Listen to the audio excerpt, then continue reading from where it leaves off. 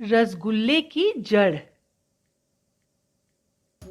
एक वक्त की बात है, एक बार राजा मान सिंह के राज्य में दूर देश ईरान से एक व्यापारी आते हैं। महाराज उस व्यापारी का स्वागत मेहमान की तरह शानदार तरीके से करते हैं। वह मेहमान के लिए तरह तरह के पकवान और स्वादिष्ट भोजन बनवाने का आदेश देते हैं, साथ ही कई अन्य सुविधाओं का आयोजन करते हैं।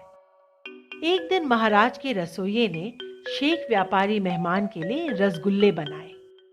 जब शेख व्यापारी ने रसगुल्ले खाए तो उसे वो रसगुल्ले बहुत स्वादिष्ट लगे। उसने महल में मौजूद लोगों से रसगुल्ले की जड़ के बारे में पूछा। यह सुनकर रसोइया समेत महल के कई लोग सोच में पड़ जाते हैं। शेख व्यापारी की इस मांग के बारे में महाराज मानसिंह को जानकारी दी जाती है।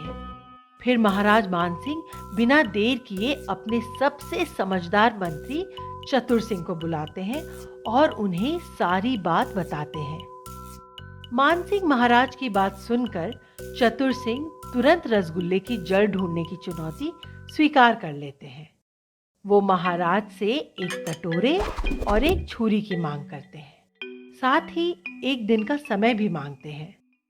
फिर अगले दिन महाराज की भरी सभा में चतुर सिंह कटोरे में रसगुल्ले की जड़ लेकर आ जाते हैं। कटोरा मलमल के कपड़े से ढका होता है।